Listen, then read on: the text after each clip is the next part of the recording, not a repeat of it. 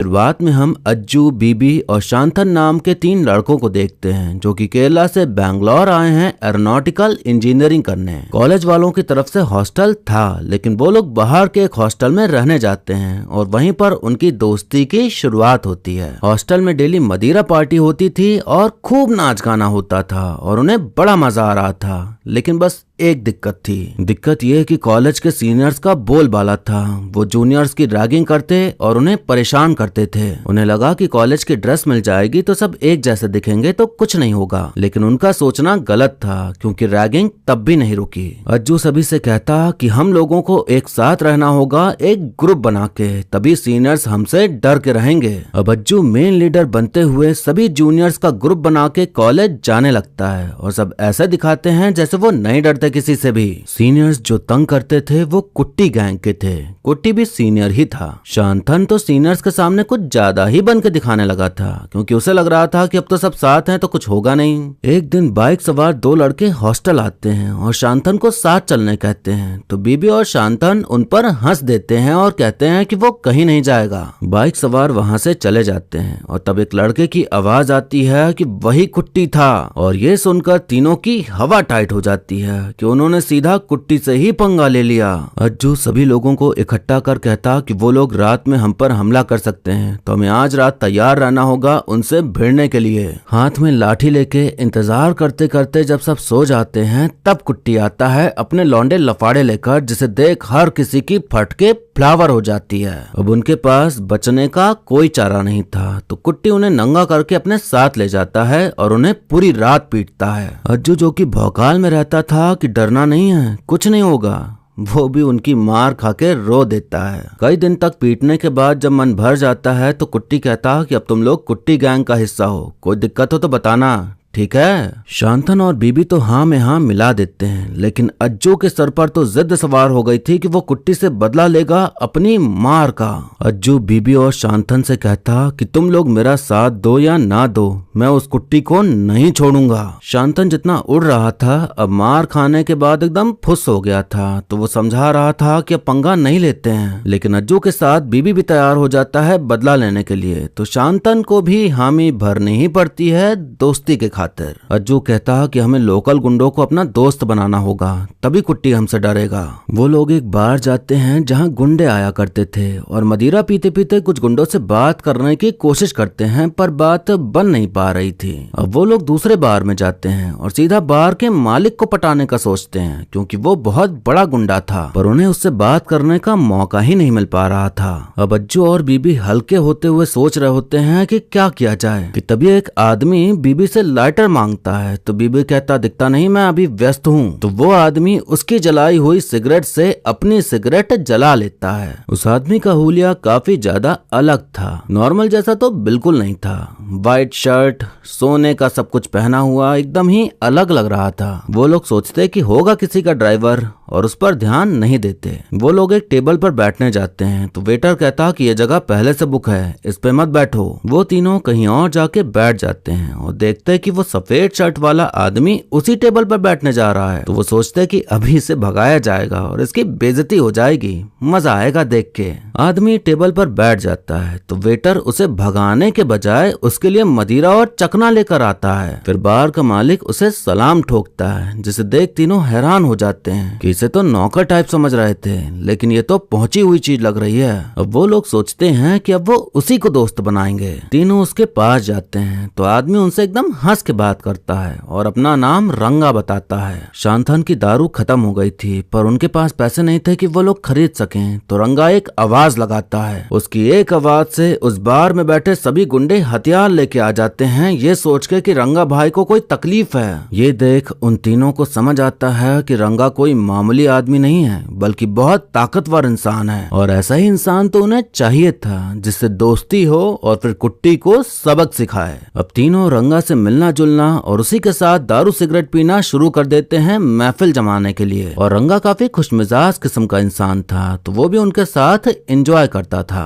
तीनों ने पढ़ाई लिखाई छोड़ के बदला लेने को ही अपना मकसद बना लिया था, और मकसद को पूरा करने के लिए हर समय बस रंगा भाई के साथ पार्टी किया करते थे ताकि दोस्ती और गहरी होती जाए। शांतन पूछता है कि रंगा भाई इतने बड़े आदमी कैसे बने। तो रंगा का चेला अंबन बताता कि रंगा भाई जब कॉलेज में थे तो वो जूस की दुकान में काम करते थे कॉलेज की फीस जमा करने के लिए। जूस के मालिक ने भाई के कॉलेज के सारे पैसे किसी कंपनी के शेयर में डाल दिए। उस कंपनी को बुरी तरह घाटा हुआ और भाई के सारे पैसे डूब गए। बाद में वो कंपनी रॉकेट की तरह उड़ी और भाई की इन्वेस्टमेंट 40 गुना हो गई। वो आदमी फिर से वापस आ गया और इस बार उसने भाई के सारे पैसे किसी क्लब में उड़ा दिए। भाई जूस की दुकान पे पहुंचा और जूस निकालना शुरू कर दिया। उधर कुछ गुंडे हल्ला करने को आ गए तो भाई ने उन्हें समझाया कि जो भी लड़ाई करनी है बाहर जाके करो, पर वो नहीं माने तो भाई ने सबको धोया। तब भाई की पहली बार मुलाकात हुई रेड्डी भाई से और उस दिन से भाई ने रेड्डी का गैंग ज्वाइन कर लिया। रंगा बॉटल ओपनर से लोगों को मारता था तो रेड्डी ने उसे ऐसा बॉटल ओपनर दिया जो कि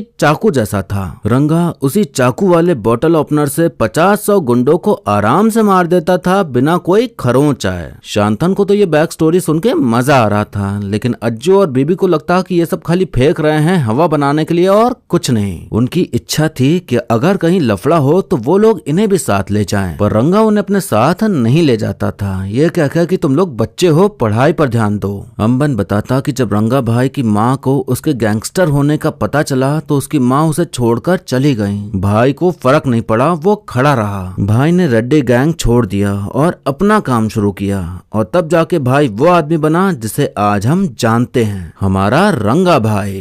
तीनों को सारी बातें बकवास ही लग रही थीं, लेकिन उन्हें बदला लेना था तो वो बस सारी बातें सुने जा रहे थे। अब एक दिन रंगा उन्हें बुलाता है कि आज लड़ाई करने जा रहे हैं, आ जाओ। कुछ लड़के थे जो एक लड़की को अक्सर छेड़ा करते थे तो रंगा और उसके साथी वहां जाते हैं और उन्हें पीटने लगते हैं। लेकिन मजेदार बात यह थी कि रंगा किसी को नहीं मार रहा था, बस अपने आदमियों को बता रहा था कि इसको ऐसे मारो, उसको वैसे मारो और मारो इसको। बीबी अंबन से पूछता कि रंगा भाई किसी को मारते क्यों नहीं, तो अंबन बताता कि भाई ने सब कुछ छोड़कर माँ के पास जाने का सोचा, लेकिन इससे पहले वो उनके पास जाते माँ ही चली गई। फिर तब भाई ने कसम खाई कि वो किसी के ऊपर भी हाथ नहीं उठाएंगे। रंगा इंस्टा पर रील्स भी डालता था पर उसको ज्यादा लाइक्स नहीं मिलते थे और उन रील्स को देख के तीनों उसका बहुत मजाक बनाते थे। अंबन की पीठ पे 14 चोट के निशान थे तो वो सोच रहा था कि 14वां चोट का निशान कहाँ से आ गया। रंगा बताता कि जब हम डम शराट्स खेल रहे थे तब मैंने तुम्हें मारा था। मैं इसे हिंट पे हिंट दिए जा रहा था और ये समझ ही नहीं पा रहा था तो मुझे आ गया गुस्सा और मैंने तलवार उठाई और इसके मार दिया। 20 टांके लगे थे इसको। रंगा के एक रिश्तेदार ने उससे धोखाधड़ी किया था पर रंगा ने उसे माफ कर दिया। रंगा ने एक जमीन खरीदी थी जिसके दाम पहले तो नीचे गए लेकिन फिर दाम बढ़ने लगे तो उसी रिश्तेदार ने जमीन हड़पने की कोशिश में गुंडों से रंगा को मरवाना चाहा। रंगा ने उस आदमी को घर बुलाया और कहा कि मैं तुम्हें जमीन दे दूंगा। भाई ने उसको मार मार के उसका कीमा बना दिया और फिर किचन में उसे गाड़ दिया। दीवार पर लगे उसके खून के धब्बों पर भाई ने उस पर लाल पेंट करवा दिया। अम्मन कहानियां बताया जा रहा था, ये तीनों कहानियां सुने जा रहे थे। अब एक रात तीनों खूब पी लेते हैं तो रंगा उन्हें हॉस्टल छोड़ने जाता है पर हॉस्टल का मालिक ऐतराज जताता है कि ऐसे कोई भी हॉस्टल नहीं आ सकता। तो रंगा उन तीनों को अपने घर में शिफ्ट करा देता है उन्हें बिना बताए। उन्हें जब होश आता है तो वो खुद को एकदम बढ़िया घर में पाते हैं जहाँ अनलिमिटेड सिगरेट थी, दारू थी, वो सब कुछ था जो इन तीनों को पसंद था और ये सब इंतजाम किया था रंगा ने। वो उन्हें अपनी बाइक भी दे देता है कॉलेज जाने के लिए। वो लोग बाइक लेके जब कॉलेज जाते हैं तो कुट्टी उन्हें मना कर देता है कि बाइक लेके कॉलेज मत आओ, जूनियर होके तुम लोग इतनी महंगी बाइक से आओगे तो सीनियर्स को अच्छा थोड़ी लगेगा। अज्जू कहता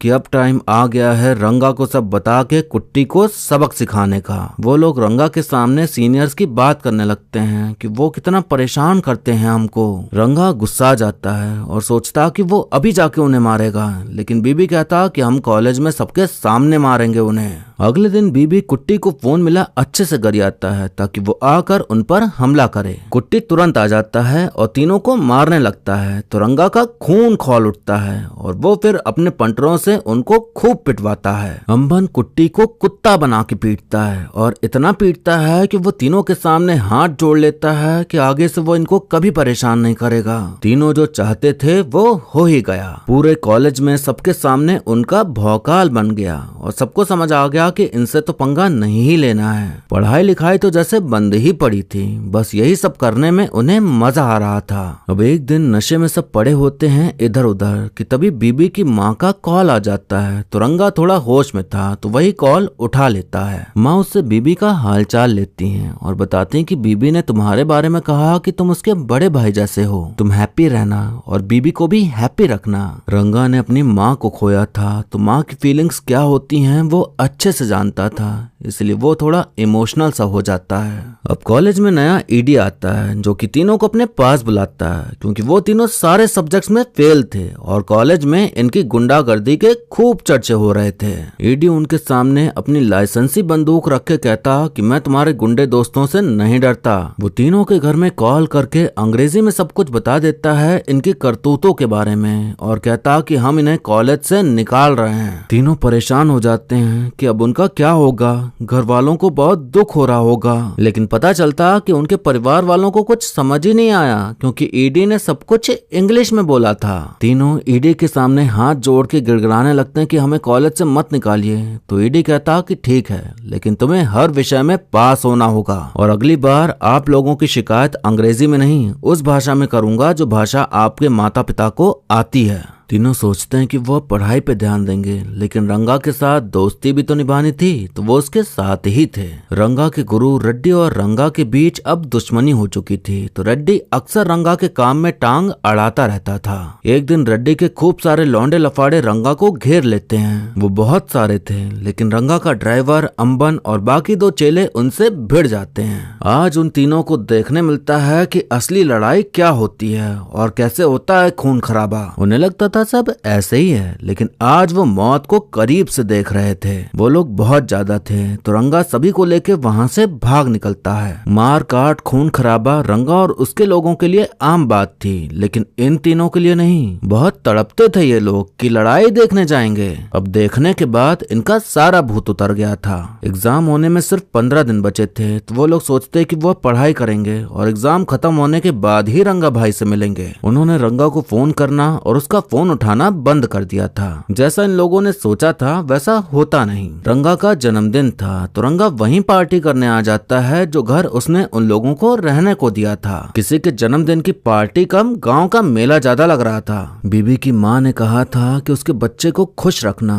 और उसका बच्चा अय्याशी करके खुश रहता था तो रंगा उसे वही करा रहा था ताकि वो खुश रहे मजे करे। अगले दिन वो सोचते हैं कि रंगा भाई से सीधा बोल देते हैं कि उन्हें पढ़ना है तो वो समझ ही जाएंगे, लेकिन रंगा भाई ने तो अलग ही इंतजाम कर रखा था। रंगा भाई ने इनके लिए महिलाएं बुलाई थी जो कि गुलू गुलू करने का काम करती हैं ताकि तीनों ये सुख भी पाएं और खुश रहें। अब इसके बाद वो लोग रंगा का मनपसंदीदा खेल डमशराट्स खेलना शुरू करते हैं। बारी आती है रंगा की तो अम्मन उसे फिल्म बताता है छोटा मुंबई। तो रंगा इशारों से बीबी को बताने लगता है, लेकिन बीबी को रंगा के इशारे समझ ही नहीं आ रहे थे। रंगा को गुस्सा आ रहा था, कितने अच्छे से करके हिंट दे रहा हूँ लेकिन इसे समझ ही नहीं आ रहा। बीबी को तभी याद आता है कि इसी चक्कर में रंगा भाई ने अंबन के ऊपर तलवार चला दी थी। तो अब उसकी हालत खराब हो जाती है कि अब कैसे भी करके बताना ही पड़ेगा वरना वो तो गया। बीबी के साथ बैठी औरत सारी फिल्मों के नाम बोलने लगती है और आखिरकार वो छोटा मुंबई नाम भी ले लेती है। तो रंगा खुश हो जाता है कि देखो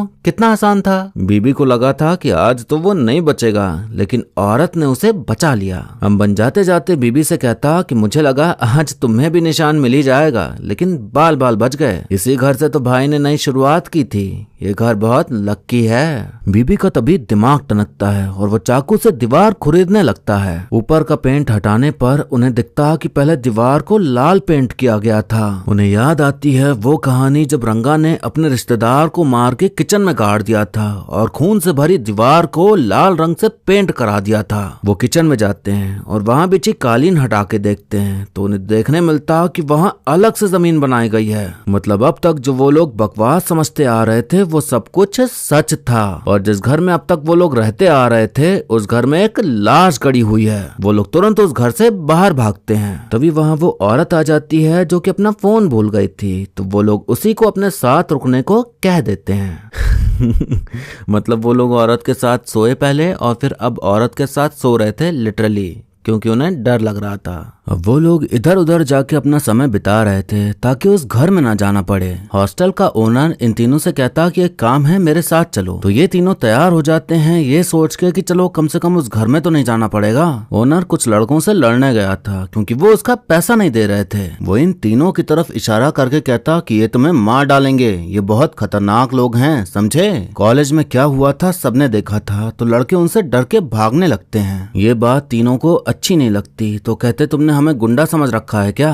तो ओनर कहता और क्या, गुंडे ही तो हो तुम, अब मारो आके ना इनको, यही तो तुम लोगों का काम है ना। तीनों तो पढ़ाई करने आए थे पर अब सब उन्हें गुंडा समझने लगे थे। इनके लिए सारा मजा अब सजा बनते जा रहा था। अब हम देखते हैं कि रेड्डी इन तीनों को किडनैप करवा लेता है। रेड्डी के साथ कुट्टी भी था, मतलब कुट्टी के ऊपर रेड्डी का हाथ था। और रेड्डी की दुश्मनी तो रंगा से थी, तो उसने इनको पकड़ लिया उससे बदला लेने के लिए। बीबी रेड्डी से कहता कि हम लोग तो यहाँ पढ़ने आए थे, लेकिन इस कुट्टी ने हमें कुत्तों की तरह मारा था। इस कुत्ते को सबक सिखाने के लिए हम इससे भी बड़े गुंडे के पास चले गए और अब उसने भी हमारी जिंदगी की वाट लगा दी है। तुझे जो करना है कर ले, मुझे फर्क नहीं पड़ता। रेड्डी कहता मैं तुम लोगों को क्यों मारूंगा, मुझे तो बस रंगा चाहिए। उसने मेरा स्टाइल, मेरा पहनावा, मेरी पहचान छीन ली। कॉपी उसने करी, लेकिन लोग मुझे बोलते हैं कि मैंने उसकी कॉपी की है। रेड्डी बीबी को अपना कार्ड देते हुए कहता कि जब रंगा अकेला हो तो मुझे फोन करना। अब वो लोग वहाँ से निकल के सोचते हैं कि वो अब रंगा से सीधे बात करेंगे, लेकिन उन्हें देखने मिलता कि दो लड़कों की पिटाई हो रही है क्योंकि वो गैंग छोड़ने की बात कर रहे थे। वो दो लड़के रंगा के चहेते थे, लेकिन रंगा ने फिर भी उनको मारा पीटा। तो सोचो उन तीनों का क्या करता। तो यही सोच के वो कुछ बोल ही नहीं पाते। अज्जू और शांतन सामान पैक करके अपने घर जाने लगते हैं, इस डर से कि अगर वो यहाँ रहे तो रंगा उन्हें मार डालेगा। तो बीबी कहता कि अगर उसे मारना ही होगा तो वो तो कहीं भी मार सकता है, वो हमें कुछ नहीं करेगा क्योंकि उसे हमारी जरूरत ही नहीं है। ये लड़ाई झगड़ा उसके लिए एंटरटेनमेंट है, इसके बिना वो जी ही नहीं सकता। सिंपल चीज ये करते हैं कि हम अपना फोन बंद करके एक हफ्ते के लिए यहाँ से दूर चले जाते हैं। 2-3 दिन वो इधर उधर ढूंढेगा, फिर उसे कुछ और मिल जाएगा एंटरटेनमेंट के लिए। मेरे एक दोस्त का हॉस्टल है, वहाँ जाके रहेंगे, एग्जाम की तैयारी करेंगे और फिर अपना कोर्स खत्म करने के बाद कहीं दूर चले जाएंगे। तीनों दोस्त के हॉस्टल रहने चले जाते हैं और अपना फोन बंद कर देते हैं ताकि रंगा कोई भी कांटेक्ट ना कर पाए। इधर ये तीनों सिगरेट दारू छोड़ के अपनी पढ़ाई करने में लग गए। उधर रंगा परेशान था कि ये तीनों कहाँ चले गए। इस चक्कर में उसने पूरा बैंगलोर उथल पुथल कर दिया था। जितने भी गुंडे थे जिन पर भी शक था उन सबको पीट रहा था। अब एक दिन तीनों को न्यूज से खबर मिलती है कि कुछ गुंडे कॉलेज में आकर लड़कों को पीट रहे हैं। वीडियो में उन्हें रंगा दिखाई पड़ता है, तो अब उन लोगों की जान हलक पे आ जाती है कि हम जो सोच रहे थे कि वो भूल गया होगा, ऐसा नहीं हुआ। बीबी डर जाता है कि रंगा ने कहीं उसकी माँ के पास तो फोन नहीं कर दिया, तो वो अपना फोन ऑन करता है और जैसे ही ऑन करता है रंगा का फोन आ जाता है। अज्जू और शांतन मना कर रहे थे कि फोन मत उठाना, लेकिन बीबी फोन उठा लेता है और कह देता है कि हम आ रहे हैं आपसे मिलने, क्योंकि वो समझ गया था कि कितना भी कर लें लेकिन हम उससे नहीं भाग सकते। बीबी रंगा से मिलकर कहता कि हमें अकेला छोड़ दो, हम तुम्हारे या तुम्हारे लोगों की तरह गुंडे नहीं हैं। हम यहाँ पढ़ने आए थे, लेकिन अब पढ़ाई तो दूर, हमारे लिए सोना भी मुश्किल हो गया है। जब हम तुम्हारे साथ होते हैं तो ऐसा लगता है जैसे हम बॉम्ब के ऊपर बैठे हुए हैं। ऐसा ही चलता रहा तो हम भी तुम्हारी तरह गुंडे बन जाएंगे और मुझे तुम्हारी तरह नहीं बनना। हमारी जो पिटाई हुई थी उसका बदला लेने के लिए हमने तुम्हें अपना दोस्त बनाया था, बस और कुछ नहीं, और वही हमारी सबसे बड़ी गलती थी। रंगा अंबन को कॉल करता है और कहता है कि सबको लेकर जल्दी से जल्दी यहाँ आ जाओ। रंगा देखता है कि दीवार को खरोंचा गया है और लाल रंग दिख रहा है, मतलब इन्हें सब पता है। वो वहीं खड़े रोने लगता है क्योंकि यही वो घर था जब माँ उसे छोड़ के चली गई थी और उसके रिश्तेदार ने धोखाधड़ी कर उसे मारने की कोशिश करी थी। जब माँ गई तब भी उसे फर्क पड़ा था, जब रिश्तेदार को मारना पड़ा तब भी फर्क पड़ा था। उधर किचन में जाके बीबी रेड्डी को फोन लगा देता है क्योंकि उसने कहा था कि जब रंगा अकेला हो तो मुझे कॉल करना। रेड्डी अपने पंटर लोगों के साथ आ जाता है रंगा को मारने, तो रंगा उन तीनों को घर में बंद करके खुद बाहर आ जाता है ताकि उन्हें कुछ ना हो। रेड्डी के गुंडे रंगा को मारने लग जाते हैं, पर रंगा किसी को मारता नहीं था तो मार खा रहा होता है। रेड्डी बीबी को शुक्रिया कहता है कॉल करने के लिए, तब जाकर रंगा को पता चलता है कि ये सब इनकी करतूत है। उसे बहुत गुस्सा आता है और अब वो अपने पुराने अवतार रफ्तार में आ जाता है और माँ की कसम तोड़ते हुए सबको धड़ाधड़ पीटना शुरू कर देता है। अब वो निकालता है अपना हथियार जो कि था बॉटल ओपनर, फिर उससे ही सबको मारना शुरू करता है बिना ये देखे कि किसको कहाँ लग रहा है। जब सभी गुंडे धूल चाटने लगते हैं तो वो भाग के जाता है रेड्डी के पास और फिर उसको भी खत्म कर देता है। रंगा अपनी शर्ट उतार के उसके मुंह पे फेंकते हुए कहता कि तुझे अपनी पहचान चाहिए थी ना, ये ले, मुझे कुछ नहीं चाहिए तेरा। अब रंगा उन तीनों को मारने भागता है क्योंकि उन्होंने ही रेड्डी को बुलाया और उनकी वजह से माँ की कसम तोड़नी पड़ी और अपने गुरु रेड्डी को भी मारना पड़ा। रंगा के लोग आ गए थे लेकिन रंगा किसी को भी घर के अंदर आने नहीं दे रहा था। रंगा कहता है मैंने बोला था कि पढ़ाई करो, लेकिन तुम लोगों में ही चुल मची थी मेरे साथ दारू पीने की, मेरे घर में रहने की और मुझे लड़ते देखने की। रंगा इमोशनल हो जाता है और कहता कि मेरी बात सुनने के लिए यहाँ कोई नहीं है, सब मेरे साथ बस दारू और पैसों के लिए हैं, जो दिल से मेरे साथ रहे ऐसा कोई भी नहीं है। सालों बाद मैंने तुम लोगों से कैजुअली बात की पर तुम लोगों ने तो मुझे बेवकूफ बना दिया। रंगा को ऐसा फूट फूट के रोता देख सभी को रोना आ जाता है। शांतन उसे सॉरी कहने जाता है तो रंगा फिर से गुस्से में आकर उन्हें मारने दौड़ता है तो वो लोग एक कमरे में जाके छुप जाते हैं। रंगा दरवाजा तोड़ने की कोशिश कर ही रहा था कि तभी बीबी को उसकी माँ का फोन आ जाता है और फोन बाहर ही पड़ा था। रंगा फोन उठाता है तो माँ हाल चाल लेने लगती हैं कि वो हैप्पी है कि नहीं, बीबी हैप्पी है कि नहीं। माँ के आगे रंगा पिघल जाता है और उसका सारा गुस्सा शांत हो जाता है और कहता है कि सब हैप्पी हैं, आप परेशान मत हो। रंगा तीनों से कहता कि आज के बाद ऐसी हरकत मत करना और चुपचाप चले जाओ यहाँ से, लेकिन हाँ पढ़ाई करने आए हो ना तुम लोग, अगर गलती से भी फेल हो गए ना तो बेटा तुम लोग तो गए। अब तक टेंशन थी कि रंगा के चक्कर में पढ़ेंगे कब, पास कैसे होंगे, और अब टेंशन थी कि फेल हो गए तो ये हमें नहीं छोड़ेगा। कहानी आगे जाती है जहाँ हम देखते हैं कि एग्जाम का रिजल्ट आ जाता है। शांतन तो पास हो गया था लेकिन अज्जू और बीबी फेल हो गए थे। वो तीनों कॉलेज से बाहर निकलते ही हैं कि उन्हें रंगा खड़ा दिखाई पड़ता है। अब उसने अपनी पहचान बदल ली थी, व्हाइट की जगह ब्लैक शर्ट और सोने की जगह चांदी पहनने लगा था। तीनों को देखते ही रंगा के लोग रंगा के कहने पर छड़ी निकालते हैं और उन तीनों को मारने भागते हैं और वो तीनों उनसे जान बचा के भागते हैं। और फिर इसी कहानी के साथ ये मूवी यहीं पर खत्म हो जाती है।